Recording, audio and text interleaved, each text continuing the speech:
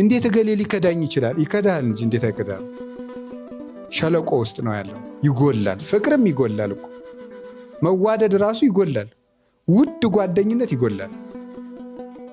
እንደ መጀመሪያው ስንት አሁን ራሱ ክብራችን እየቀነሳር እንደሚመጣው መጀመሪያ ጤና ይስጥልን ያልነውን ሰውዬ ከዛ ጤና ይስጥልን ከዛ ጤና ይስጥልን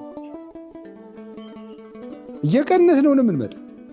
ልናየው የቸኮልነውን ሰው 3 ቀን አብረነው ከቆየን በኋላ እየቀነስን እንደውም እግዚአብሔር ራሱ እንደው 5 ቀን አብሮን ቢቀመጥ የምንለምደው ነው የሚመስለኝ። እንደው እውነት ለመናገር ማለት ነው። እንደው አያደርገውም እሱም እንጂ ጭንቅላታችን ሳያስተካክል ወደ ቅድስና ሳይመራው እሱም ቢሆን ያ ትዕቢት እንደሚጎዳን ስለሚያውቅ አይገለጥልንም እንጂ ቅዱስ ሚካኤልን ቢሆን ብናገኘው ከሳምንት በኋላ ጓደኛ እንደምናደርገው ምንም ጥርጥር የለውም። ክብር እየጎደለ ፍቅር እየጎደለ የመጀመሪያ አካባቢ ሰው ጓደኛ ሲሆን እንደሚለው እንትኑን ልስጥህ፣ ቆይ እንትን እሾህ እንዳይወጋ፣ ቆይ ድንጋዩን ላንሳለን። ከዛ በኋላ ፍቅሩ እየጎደለ ሸለቆ ውስጥ ነው ያለነው። እየጎደለ ዱሮ ኧረ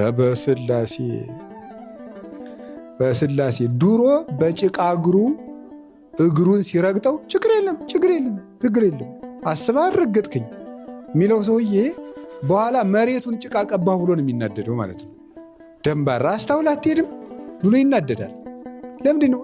ሰው የሚጎል ስለሆነ። እንዳኖሩት አይገኝም። እንዳኖሩን የምንገኘው መንግሥተ ሰማያት ውስጥ ብቻ ነው። ሰው ይጎላል። አባቶቻችን እኮ ስንት ጊዜ ሞልተው ስንት ጊዜ ጎለዋል። ትልልቆቹ ቅዱሳን የማይደፈሩት እነዚያ ተራሮች እንኳን ስንት ቀን ጎለው ነበር።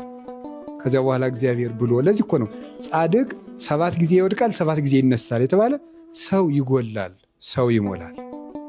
ሸለቆ ነው ያለ ነው። ገና ተሞልተን አላለቅንም።